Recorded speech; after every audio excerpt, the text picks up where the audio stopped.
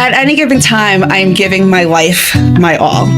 From September 2024 until mid-July, August, I was giving surviving, fighting, and beating breast cancer my all. What stood out about that experience to you the most that made you just say, this is what I wanted to be from now on?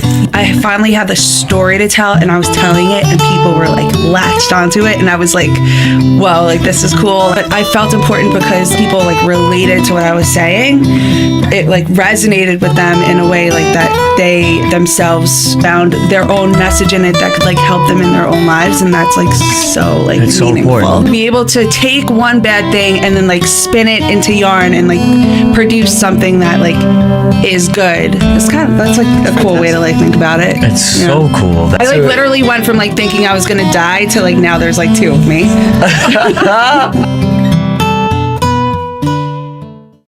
Ladies and gentlemen, welcome to the Random Riffs podcast, brought to you by Jam Hut Studio. I'm your host, Peter Karras. Our mission here with Random Riffs is to provide a platform for original local musicians to showcase their greatest hits. And a big shout out to our team, The Weekly Wanderer, Connor O'Sullivan, covering all your live local performances, updates, and Ali Sun with Honey Lux Production. Welcome to the Random Riffs podcast. I'm your host, Peter Karras, with my co-host, Louis B. And we are very excited here with our guest who is ready to rock your world. She is also a soon-to-be mommy, Chelsea Takami. Hey, how thanks you for doing? having me. Thank you for coming. Thanks for coming, Chelsea. What an intro. It's beautiful. Yes, absolutely. So I have a question for you. Okay. Why is music on your top 5 most important things you do? Wow. Okay. We're getting into it. Well, I think that for any like artist, expression is like part of just like who they are and what makes them get through life on a day-to-day basis. So I would say that's why it's really important for me. It's like expression and creation, and like, you know, anybody that's like artistic has the urge to do that in order to like feel fulfilled. Most definitely. I mean, have you been doing it for a long time? How long have you been in the music industry? Well, I've been doing music my whole life, like since I was like a kid. I always knew that I wanted to be in music in like some way. What did you start with? Besides like recorder, piano, actually. I was younger when I started piano. So piano was my first. I love the piano, yeah. When did you, how old were you when you started with that? I don't know, maybe 5 or 6. Wow. However old you can be when you start lessons. I feel like it was like around that time. And you've been playing ever since? Yeah, but I'm not the best at piano. Like I can hold my own, but I didn't like pursue it for like seriously for all the years. Awesome. It's easier to futz around with the piano. Like guitar, you have to like know the chords and stuff. It's like you could just like kind of have more fun with the piano. It's a little more user friendly. Yeah, you can just like kind of hit random notes and like it could sound awesome. Find some sort of a harmony to go with it. That makes sense. Awesome. But yeah, luckily, like my mom had me do piano lessons when I was like a kid, and she like made me practice with the metronome, and so it taught me some like good habits off the top. Was she into music also? Yeah, she was a singer. She's still alive. She sings. Oh yeah. Well, thank God. Yeah, not like professionally or anything, but she's always like loved music. Awesome. So before the pod, we were talking about some happenings that are going on in your world. There's lots of happenings. If you don't mind, would you want to get into the 2 things that you briefly mentioned before we started the pod? Sure. So I know you can't tell because I'm so small, but I'm pregnant. You keep grabbing the baby too. I'm like, is baby kicking? No, she does kick. One of her legs is right here. Right. One of her feet. Imagine is right she here. just like karate kicks the leg right out of your belly, just like. Well, I mean, I don't know if you know this, but like my dad was like a 9th degree black belt. Oh like, my God, that's crazy! That's such a coincidence. She's got it in her blood, and like she kicks me for real. A 9th degree black belt. Yeah. That is pretty awesome. That's what he did. That's like he's like his form of art. Yeah, martial arts. But he was born in Japan in like World War II Japan in like 1944. Wow. And then he came to America like when he was like 20 years old to pursue martial arts, and like that's what he did. Out of here, ninth degree. You really don't hear him get to that high. That's usually like, I'm on like a brown belt with 2 stripes or something. Yeah, like. he was serious. Like he was like the guy. So that would explain Takami.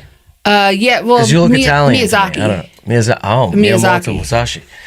No, I'm just kidding. You never read the Book of Five No, Rings. hey, listen. All right, you gotta understand something. All right, so I'm besides a samurai. that, obviously your dad's a bad motherfucker. He actually, like, he fought like Chuck Norris. Like, I have like the article of him like fighting Chuck Norris. Rest in peace to Chuck Norris. Oh man. Yeah.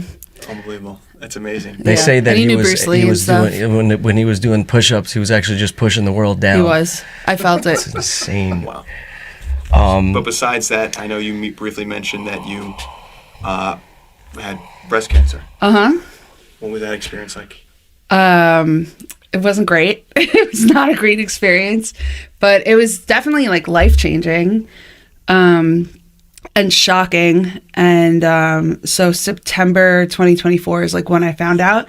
So I just like happened to feel a lump. And 1 in 8 women.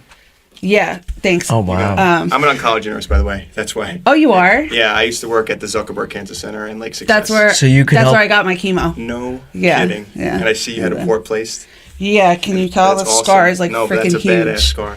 Who was your Wow. doctor, if you don't mind me asking? Gustanian. Okay, cool. Yeah. I remember Jenny and Dr. John for most breast patients, but okay, I know of Dr. Gustanian. Okay, Wow. yeah. She was awesome. What were you treated with, if you don't mind me asking? I did CMF chemo, Yeah.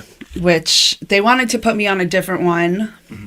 They wanted to do 4 rounds of TC, which like Taxol carbol. yeah, which makes people lose their hair, but it could cause neuropathy, Oh gosh. which obviously It's not going to be fun. Oh, that would be Yeah. not so great. I can't. Like I was like, I'm not gonna like risk like my fingers being numb for the rest of my life.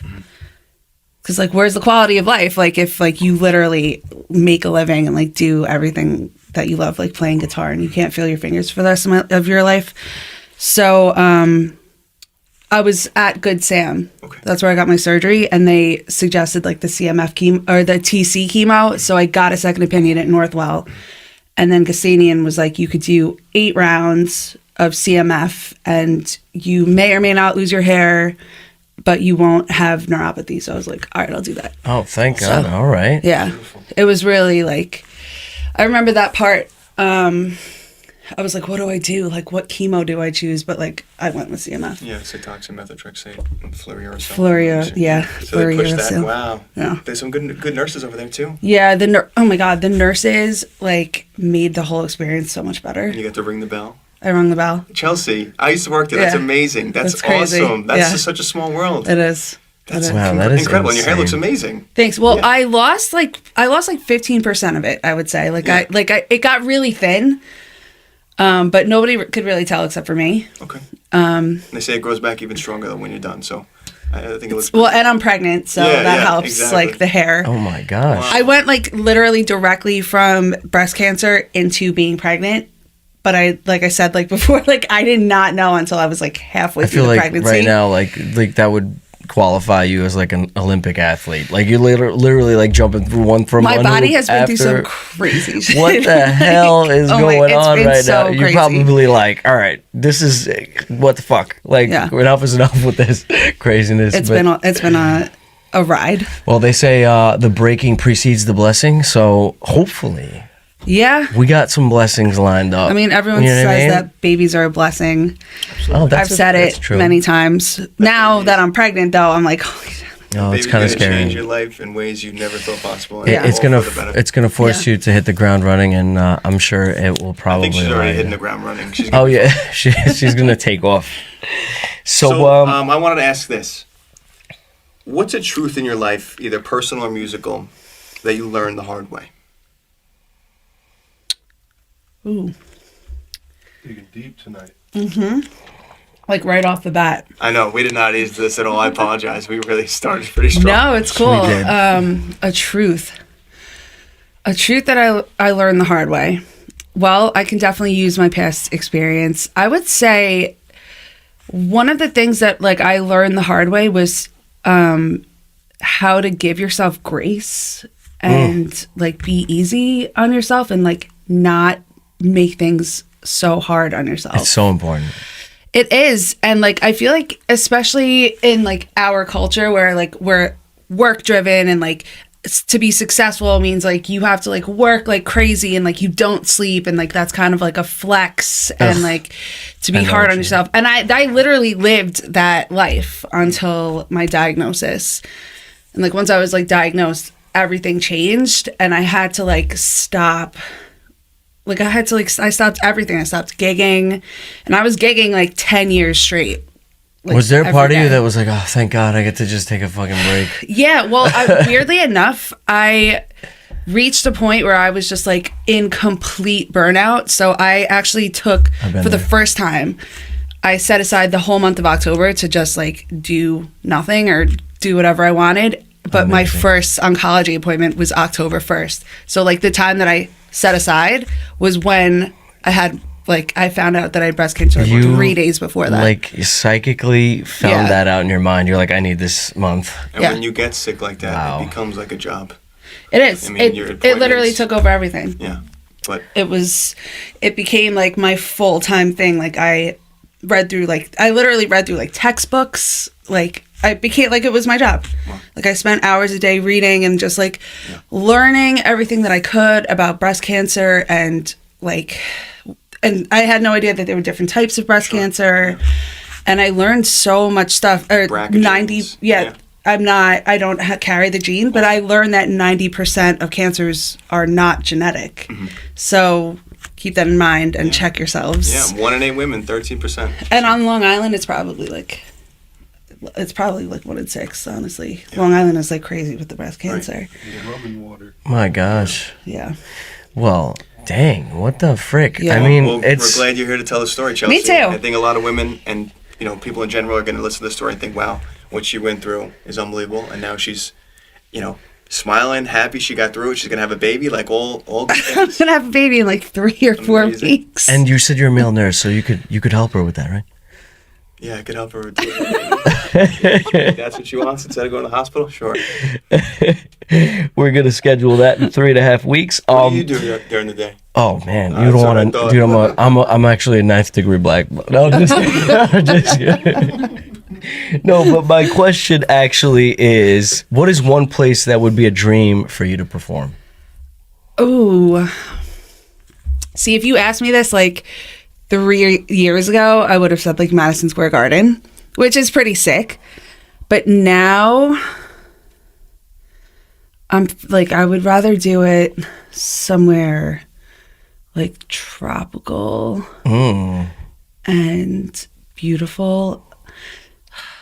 Like my inkling, like I want to say like to a huge crowd because that would be sick. But another part of me like wants to like just like have an experience in like nice little one of the bonfire most on the beach, in Barbados, with like something like that, like with like just a group of like authentic, amazing people in like the most beautiful setting possible, like a Tony Robbins retreat with all these just like super cool people, just magical stuff, just playing guitar, or maybe just for the Random Riffs podcast. No, I'm just kidding. Yeah, my dreams are coming true tonight. So. We're making it happen. What's one at a time. Best crowd you've ever experienced? Do you have something in mind that you think about, like, oh, I remember that crowd was unbelievable? Yeah, it's usually the crowds that like scare the. Am I allowed to curse? Absolutely. It's usually the crowds that like scare the shit out of me, like the ones that are just like sitting there and like intently listening to every word that you have to say. Yeah, you have to win them over, right?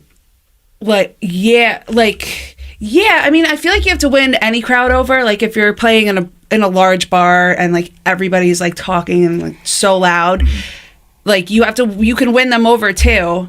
But like it's like the crowd that you've already won over because they're sitting there and they like care about everything that comes out of your mouth. It makes me so nervous. And oh no. Okay, I see what you're saying. Yeah, because it's like they give a shit. Like, so that type of crowd is my favorite crowd to play for. You like to play for that crowd? Yeah, because I feel like I'm growing because I'm like I don't get stage fright anymore at bars and stuff. Like we do it so often. It's like whatever. I've done so many shows. I've had like every type of gig possible, and like you see the same stuff over and over. But like, so now the type of crowd that I like to play for is one that like makes me feel like I'm being challenged, and that's like the crowd that like sits and that like makes listens. You grow. I love that. Wow. Exactly. Interesting. So I just like in October, my friends who are amazing, like they're a lot of music people, like Josie Faya in the Aqua Cherry, like he was the MC. But anyway, all my friends, and Nikki Silva played, TJ played, they threw a fundraiser for me that we had at Spotlight. So cool. I performed, and like I went through kind of like the saga of the breast cancer journey that I had just taken. So I like read some entries from like my journals, and like I performed some of the music that like pertained to like what I was going through. And like the whole room was just like silent and like listening to like every word that I was saying, and I was like so nervous. So I like that type of crowd. Oh, so it's electrifying. Yes, like they're actually giving you their full attention. I see. Okay, you're not just like throwing energy into a room and it's like getting sucked. That was the opposite of what I thought you were going to say. I thought you were going to be like, I like it when people are just more like relaxed, laid back. But so that's actually very interesting that you say it. You actually want the electric, like get that pressure. Yeah. Bring it back, The lazy part of me is like, that doesn't want to like, like if I'm being lazy and stuff, I'll just be like, oh, I'll just play to this crowd that's like whatever, and nobody will remember, and I won't remember, and neither will they. But like to be like the, to experience like the real like passion that you do it for, you gotta like have that type of crowd. I love that. Absolutely. Yeah. So what was the funniest experience that you've ever encountered while performing live? Oh my god. Wait, there's definitely been so many funny ones. All right, so here's the story. So it was after I performed. It was Frozen Harbor Music Festival in Baltimore, Maryland. It was like February in Baltimore on the water. It was fucking freezing, but it was a cool festival. It happened in this like this 2-story like plaza of like bars and restaurants and stuff. It was really cool. There's a big lineup, and it was fun to play. And the headliner was Parliament and the Funkadelic. Mm-hmm. And I was like looking for something. I think I was looking for my phone or something. I don't know. I was just wandering after my show, my set, and I walked up to the stage where they were playing, like the side stage, and just kind of like walked. I might have walked past like the security, but I did it with like so much confidence that they just like let me go. Right. And then the band like pulled me on stage. They were just ending, and I got pulled on stage, not to like cross the stage. It's like a party. Their concerts. Yeah, it's just a party on stage. Yeah. Like no, like not to dance though. They were like, all right, the show's over. Like it's time to go like back. So I was like, you were with the band. Yeah, like I just like went backstage with them. Oh, that is incredible. It was what? You hung out with them for a little bit. Yeah, for a little, and then I like scurried away, and I was like, what just happened? That was so crazy. That's pretty crazy. That's awesome. That's an awesome story. It was cool. I had a lot of stories. Past the freaking security guard, and then you got pulled in. While you're prego, are you still able to play? And what is the hardest part about that, if you are? Yeah, I am still. I'm still doing gigs. Like it's slowing down. Well, the belly gets. Yeah, I mean, you'll see when I perform. I have to like sit like a classical guitarist and like put the guitar between my legs and like put one of my feet up. Oh my gosh, that would be a good invention. They should make guitars specifically made for pregnant people, pregnant women. It's just like it's got a curve inside. Like, they wouldn't sound good though, because there'd be no like body to it. But yeah, that would be interesting. So what's the hardest part? So holding the guitar. Well, okay, so holding the guitar is not easy, but I also have like pregnancy carpal tunnel right now. What the shit? So apparently when you're pregnant, you make 50% more blood. So I have like a lot of blood and everything is like swollen. So my fingers are like sausage fingers right now. I was going to say you have a very strong grip. I was like, what the heck? Yeah. That's crazy. So like my hands are numb. My hands are numb. Oh my God, I'm my sorry. fingers are numb, and they've been numb for like 2 months. So it's hard to feel the strings. So that's a little challenging. And then also, I have another pregnancy symptom that's like, it's kind of like sciatica, but it goes down the side of my leg. You have a pregnancy pillow? Oh yeah, I do.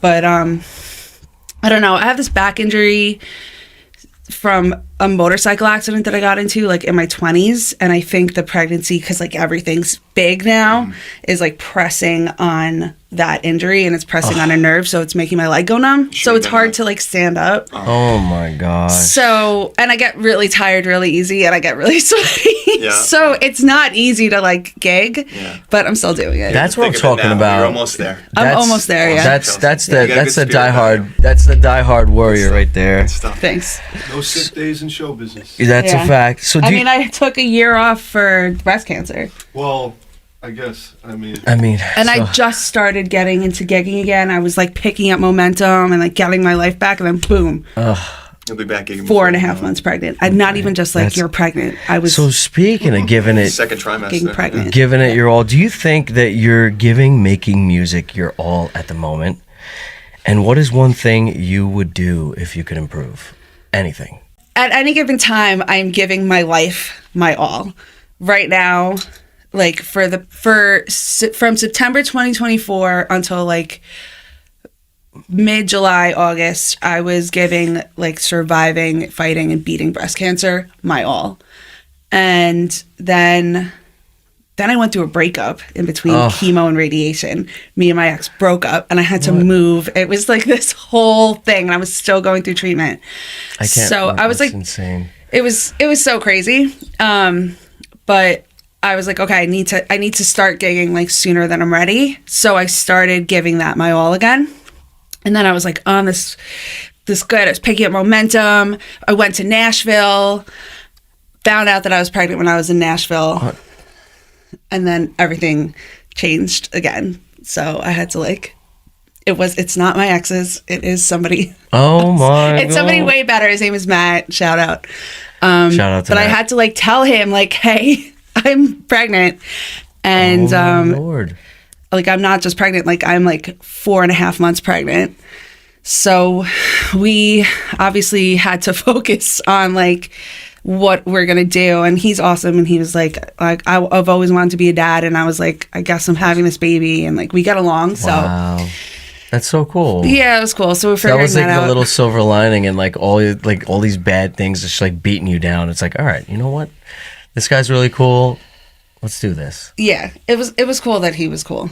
But I was like I had mixed feelings about being pregnant, if I'm being completely honest, because I was just getting my life back, and I was getting like I was going solidly back into my music career. And I like, after going through the breast cancer and realizing how tired I was of just doing regular cover gigs at bars and restaurants, I was like, I'm changing my trajectory in my career to do more original music. I want to do more intimate shows. Like I want to play to more of those crowds that I was just talking about, where they like listen and scare me because like they're like so interested in what I'm doing. Like that's what I want more of. So that's where I was going, and then boom, I found out I was pregnant. So Awesome. that I had to like put to the side. When you write your own music, how do you know when the song is done? I feel like my songs are never done. Wow. I always I feel go that way, back too. and redo them. There's never a time where you're like, I just gotta cap it at that. It's done. You Yeah. always go back and pick I it mean, up. when You they're like always try. 9 minutes long, I'm like, I have to stop. You got a lot sure. to say. No, yeah. I don't know. They honestly evolve. They evolve, and I guess it makes sense because my perspective on them changes and stuff. But some of them, you're like, okay, it's done. It's like wrapped up, and I know that it's done. And some of them just like don't really like. They change. They evolve. It's okay. I mean, honestly, speaking of that, I've asked this on other pods, but I also need to ask you as well. Could you see one of your songs on the top 100 on Billboard? And if so, how soon? Yeah, I mean, I could see like Roller Coaster probably. It's pretty like poppy and like mainstream. If it got the right marketing. There's way worse songs that are on the Billboard, so like that song could definitely make it. Wow. You know? So you just got to find the right marketing and being, seen and stuff. That's, I feel like yeah, I it's just so have important. to put like $500,000 of marketing behind it, and then it'll make it on the Billboards probably. Wow. You write a lot of songs about relationships. What's harder, the actual relationship or writing about it and singing about it afterwards? Probably the relationship. No. Depends on the relationship. I gotcha. Okay. I could see Fair the enough. relationship would probably be more challenging because it's like writing is like you're kind of like off to the side. The relationship's like you're totally immersed in You're like going through it. And then by the time you're ready to write a song, it just like spills out. Oh, yeah. And then so it's just like falling out on the paper. Yeah. Like it's Maybe like that's the release. easy. Yeah. Okay. That's true. Fair enough. That's true. Do you think your music is soothing? Can someone relax to your music? Yeah, for sure. For sure. Like, yeah. What is the style of your, if you had to put it in, I guess, 2 genres or 1 genre? I can't. One genre. It's too, I feel like it's like kind of like limiting. It is. I mean, like what even are genres at this point? Like, Yeah. Like my like child is like 25% Japanese, 25% Colombian, 25% Italian, 12 and a half of like Irish and like Polish. So like Right. it's like everything is a mix at this point of like cultures, and Wow. like I feel like the music is a mix of genres. Like there's some reggae. I love hip hop. Like I love like folk. Like I love Dave Matthews. I know you guys were talking with Jack about that. You guys like talked a lot about Dave Matthews. Yeah, I'm a big Dave fan. Me too. Nice. Actually, I have the sticker. Are you I put a serious? sticker. That's pretty I sweet. love Dave Matthews. Yeah. Well, the baby's gonna be here by the time it's at Jones Beach, so you might have to. I know. I have tickets. I'm Let's going. go. I'm going with Nico Nice. Patton. She's a great singer-songwriter, and she's a teacher. She's got like bright pink hair. Nico, Nice. we want Yeah. you on the Cool. pod. Yeah, you guys Nico. should definitely have Nico. That's good stuff. But we go to see Dave Matthews. I love Dave Yeah, Matthews. me too. He's the What is one thing you're proud of overcoming in the music making process? In the music making process. Because I know there's levels to this shit. It's not like a just one and done. There's a lot of like bullshit that anybody has to deal with when they go through like anything that they're passionate about, but I feel like especially in like the music industry, like people are just like so full of shit a lot of the times, and like they name drop, and they like, or like I'll be at a gig and somebody will be like, oh, like my boy is a producer, like can I get your number? Like my some like, dumb shit. Not the worst move. It's just like, come on, like please don't insult me. My boy's a producer. Could I get your number? Literally like that. Or like on a bigger level or whatever, like I've been offered a couple of contracts when I was younger, and like I read through them and like it was like shady, and I was like, I'm not doing it. Or like I've been like propositioned to like do a sexual favor to like Oh my make gosh. it to the next level, and I'm just like, I'm not doing it.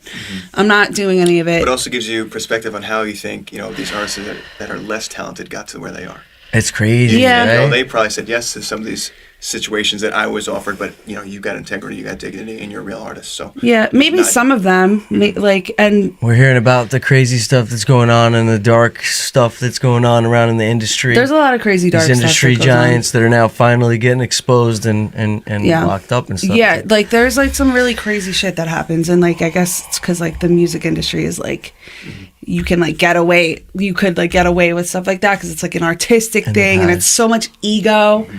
But to answer your question, I think like, what was the question? It's all evil. Yeah, so it's what is one of the things you're proud of overcoming in the music making process? I'm proud of like having chosen to remain like authentic over Staying being true. so eager to like get to the next level that I like would do anything for it. Like That's what I'm talking about. because I feel like maintaining that sense of like trueness to yourself and your choices and like your Authenticity. integrity is what makes you.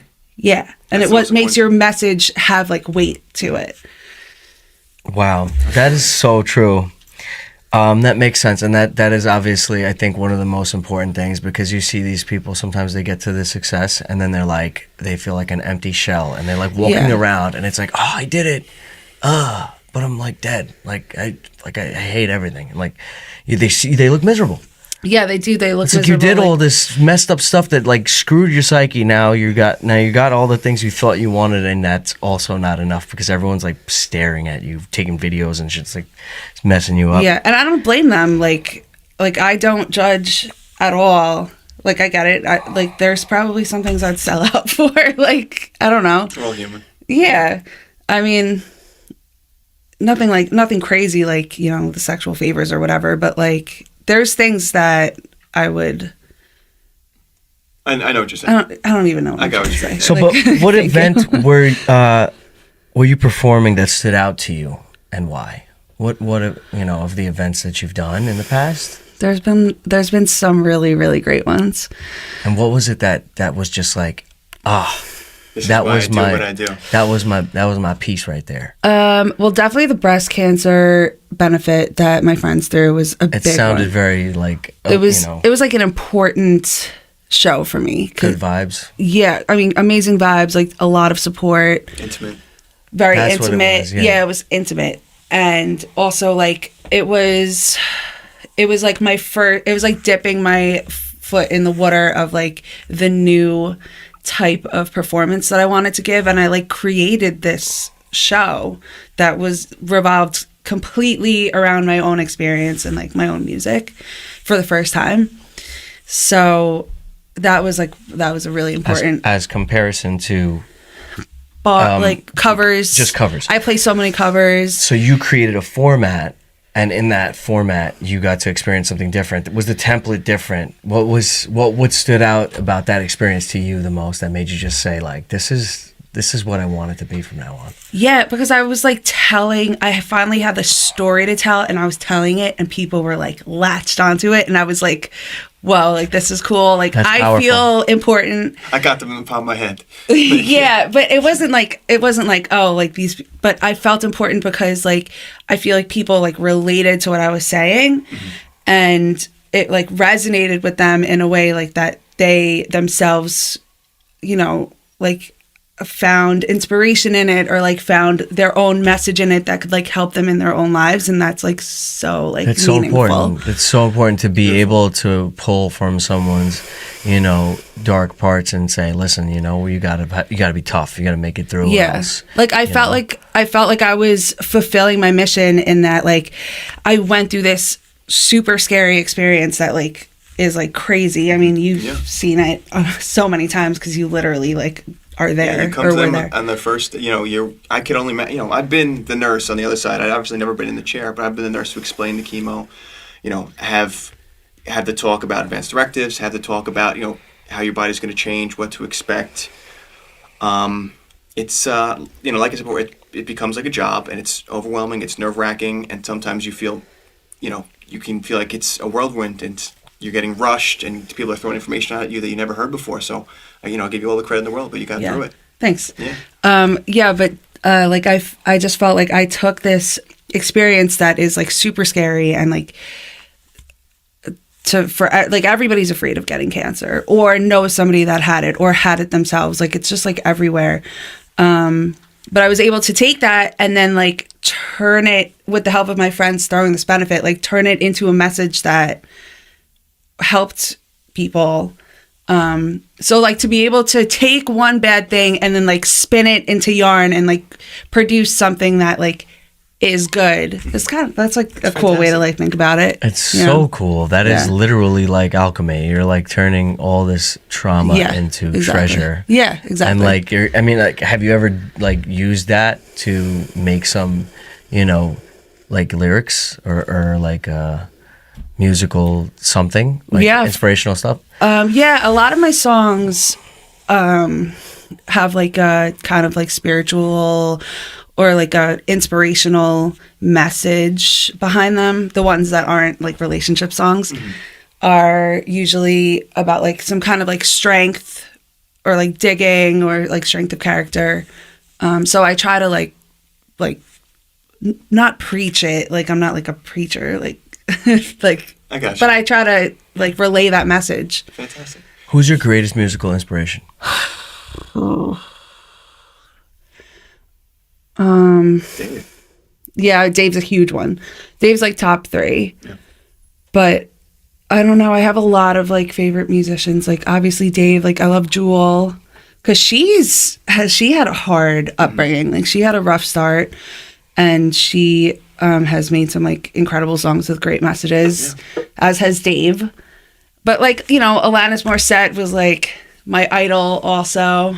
Which one got you into music? Like, this is why I started. Maybe probably Jewel. But I also like, I'm a huge like Tool fan. Oh, I love Tool. Yeah, Tool. And Maynard's songs are crazy. Like so deep. What they're about. So much depth. They're so deep. It's like, and Lateralis is like absolutely like unbound. Yeah. You just keep going. You awesome. I mean, okay. Do you have a quote or a mantra that you live by? Yeah, probably. I'd have to like think of shit that I say a lot. I would say make the best of things is a good one. Awesome. And like when you feel like really shitty or like you feel like crap or like you're going through a breakup or something, but you have to like go do something, like look good doing it. Yeah. Like get dressed up and like feel your best and like try to do your best. That goes back to giving yourself grace, like you said in the beginning. Yeah. Absolutely. Forgiveness, radical forgiveness is super important when you're trying to do something new, because everything just feels like it's breaking you down. Yeah. You just feel like you're being like broken to pieces and you got to really start over again every single day. So it's like, start anew. If there was one artist you could work with today, out of all the artists, who would it be? Dave. Dave? Yeah. Cover Dave. with him? That'd be sick. Chelsea Takami is looking for you, bro. All right, Chelsea. What song are you going to play for us tonight? All right. I'm going to play this song called When I Get Tired. And it is a song that I wrote before I got diagnosed, when I was like partying a lot and I was like stuck in this cycle of gigging, staying out all night, like drinking, hanging out with friends, and like not wanting to come home and like go to sleep and be alone with myself. Oh, wow. So I would stay out and stay up all night. Because you might as well hang out, you know? What am I going to do home by myself? Like, you just get that like lonely feeling. I know what you mean. So where can people find your music? Spotify, YouTube, iTunes, all that stuff. I only have an EP out right now. I need to like record some more music, but I think when I do start recording again, I'm gonna do this one. I like this song. It's like a little like sad-y, but it like you'll see. Awesome. Yeah. Let's go. That's what I'm talking about. The next time we see Chelsea Takami, there's going to be 2. There's going to be a baby. Oh, Congratulations, snap. Chelsea. Let's go. Oh my God, from breast cancer to baby. I like literally went from like thinking I was gonna die to like now there's like 2 of me. Funny the way it is. It's crazy. You were being broken down, now you turned into 2. Seriously. That's Chelsea insane. Takami, everybody. Ladies and gentlemen. I'm Chelsea Takami, and this song is called When I Get Tired.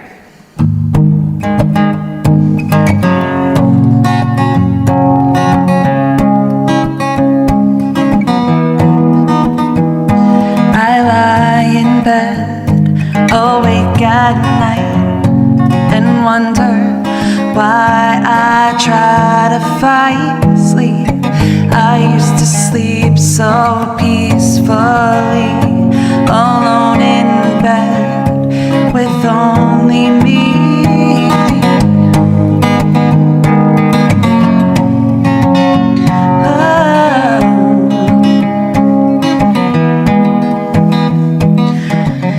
Spend the whole day with myself. It's more company than someone else. The dark makes it hard for me, so now I'm out with company. Is it all the years gone by that's changed my views and changed my mind and made makes it hard to be with so now I fight sleep when I get tired.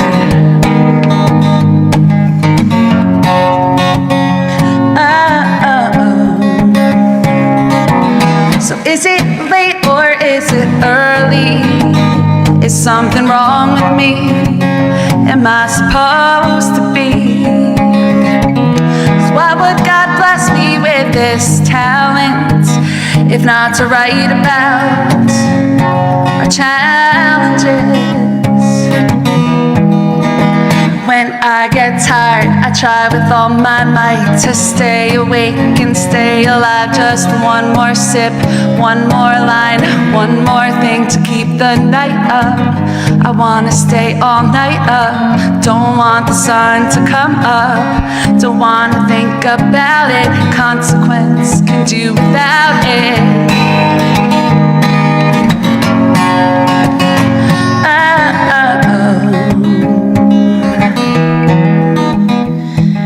I lie in bed, awake at night, still fighting sleep, swear I'm never tired. I like to hear the train pass by, reminds me of when I was a child.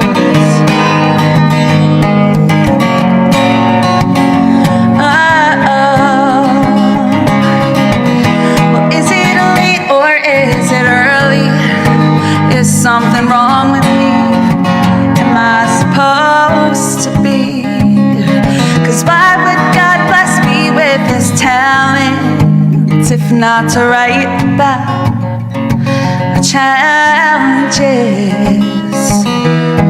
So do you feel it too? Do you feel it too? Do you feel it all the same way like I do? Do you feel it too? Do you feel it too? Do you feel it all the same way like I do? 'Cause if you do, then I understand why I sit here now with guitar in my hand. And if you do, well then I understand why I write this song alone at 5 a.m. It's all for you. It's all for you. It's all for you to know I feel like you do. It's all for you. It's all for you. It's all for you to know I feel like you do. I lie in bed, awake at night, still fighting sleep. I'm never tired.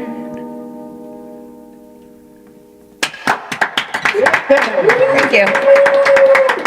Hi, my name is Connor O'Sullivan, and I am your weekly wanderer. This week for live music on Long Island, this Thursday the 9th at 317 Main, we have Paris Ray at 6 p.m. At the Spotlight Paramount, we have Derek Adam, also at 6 p.m. Next night, the 10th, Bright Eyed Beer, we have Los Hombres at 7. And you can head over down to Speakeasy, catch next week's guest, Anthony Gal, at 9:30. Saturday the 11th, Berlays, we have future guest Chloe Halpin at 6 p.m. Then at Craft you can catch Jack McGalley up in the Crow's Nest at 8 p.m. Sunday, we head back to Borelli's for Evan Carrigo over at 5 p.m. And then back to the Spotlight again, we have Tom Bauer at 5 p.m. And the Brian Mancuso show at Nostalgia was unbelievable. Great time, great turnout.